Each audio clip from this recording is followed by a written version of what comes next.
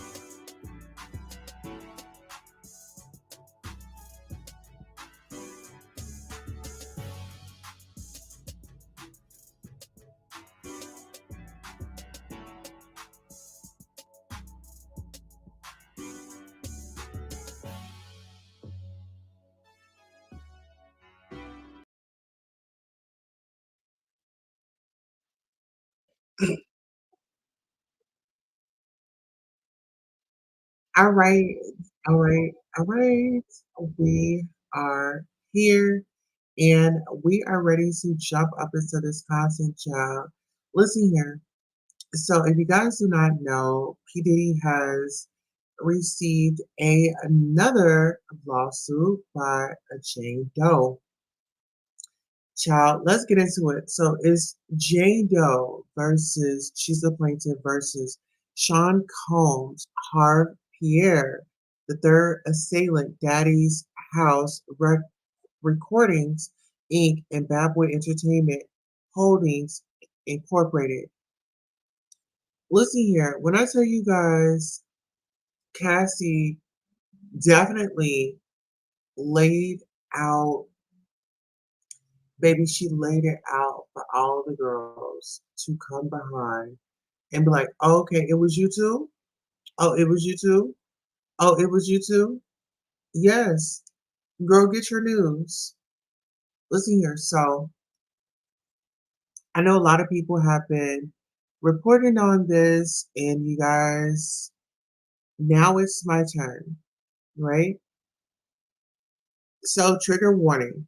This document contains highly graphic information of a blank nature, including blank assault. Plaintiff Jane Doe, Ms. Doe hereby alleges as follows. Preliminary statement number one. On November 16, 2023, Cassandra Ventura, aka Cassie, filed a 35-page lawsuit in which she exposed Sean Combs for subjecting her to nearly a decade of physical blank and emotional blank, punctuated by blank, blank trafficking, and being forced to engage in blank fueled non consensual blank encounters with other men. Let's stop right there. Like I said, Cassie laid the foundation. She did. And we ought to thank her. We ought to thank her for it. Okay? Now get into this. This is number two. Ordinarily, when a lawsuit such as Ms. Ventura's is filed that involves events that took place long ago, witnesses are few and far between and evidence hard to muster. Not so for the claims brought against Mr. Combs. Within minutes of the filing, salient facts of Ms. Ventura's claims were confirmed by various witnesses, including a rival musician whose car Mr. Combs blanked up, as well as various individuals who observed Mr. Combs blank Ms. Ventura. I'll get into this. Only a few days later, two other lawsuits were filed against Mr. Combs, and one plaintiff, Joy Dickerson Neal, alleged that Mr. Combs blanked and blanked assaulted her when she was a college student.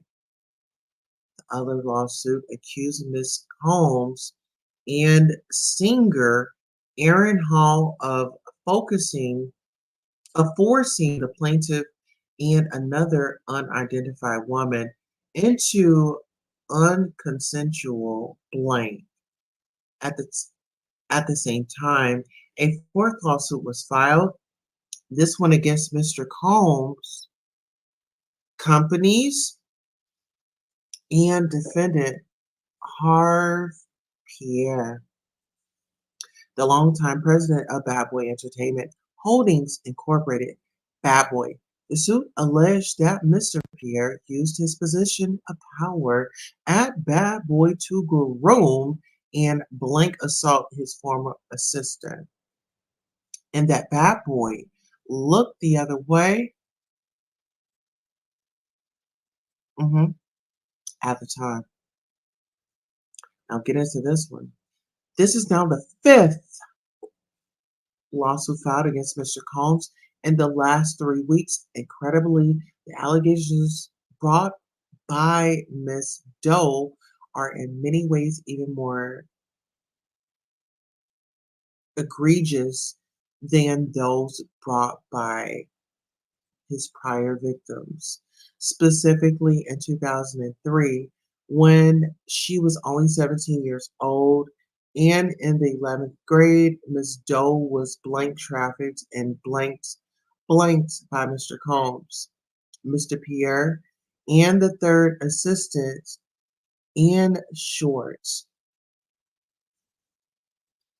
when she was just a teenager. Miss Doe met Mr. Pierre and the third assailant. I don't know why I keep saying assailant. I do apologize. Assailant. So I do retract assistant and I'll put assailant. Okay. Third assailant in the lounge in the Detroit, Michigan area. While at the lounge, Mr. Pierre insisted that he was best friends with Mr. Combs and even called Mr. Combs with Miss Doe. Get into that. Mr. Combs convinced Miss Doe, who was half his age at the time, to accompany Mr. Pierre and the third assailant on a private jet to come to his studio in New York City. Before they left for the private jet, Mr. Pierre smoked crack cocaine in a bathroom at the lounge, in which he also blanked assaulted Miss Doe by the forcing her to give him blank blank. The third assailant is a pseudonym. When the name of the third assailant is revealed during discovery, Planet will seek to amend the complaint to replace the pseudonym. Wow. Uh, you know what? We're not even about to just skip over that like that. Give me 1 second. Yeah, we need an actuation for this. So give me this.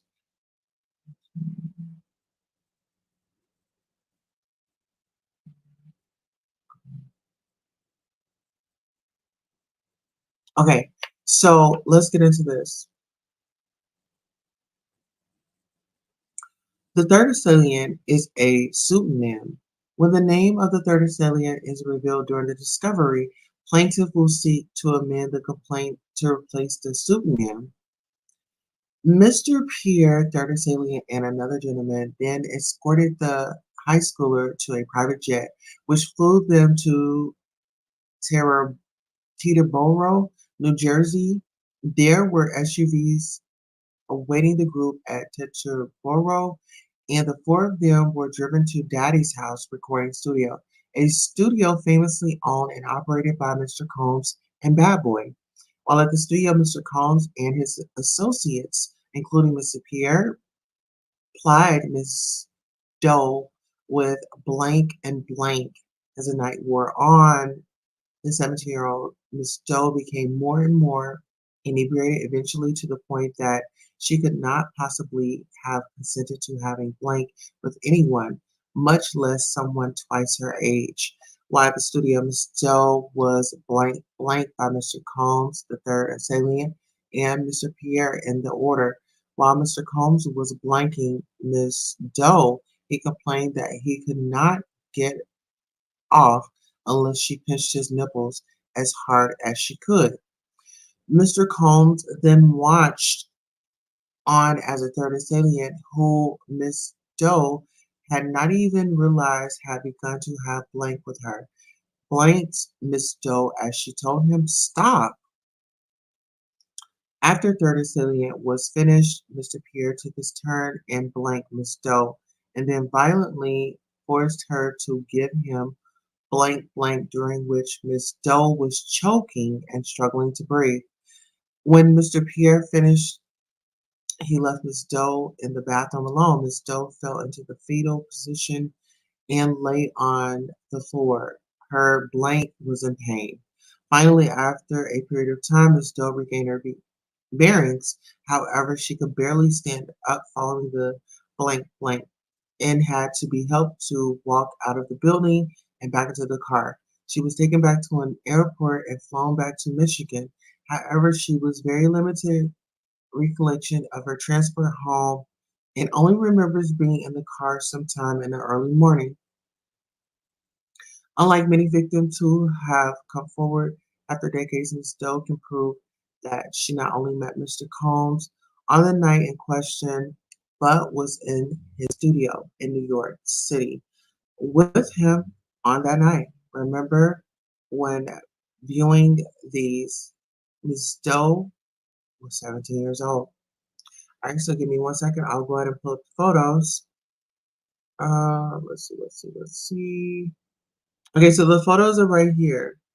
I don't know if you guys can see that is her sitting on his lap, and this is her. Okay, so give me 1 second. This is her sitting on his lap. This is her in the studio PD. This is a off guard photo, I guess. And then this is her in the studio. Miss Doe has lived with her memories of this fatal night for 20 years, during which she has suffered extreme emotional distress that has impacted nearly every aspect of Miss Doe's face has been blurred in the following pictures of the for the purpose of anonymity. Okay. So this gets like really, really, really, really deep. And I feel like I'm getting traumatized and I'm getting triggered right now. So let's just catch up on this tomorrow. So we know that we stopped right here at the photos, right? This was enough for me.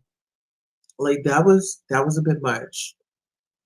I'm a bit triggered, and so I feel like this is a safe place to conclude the broadcast. Until next time, thank you all for coming by. We'll see you soon.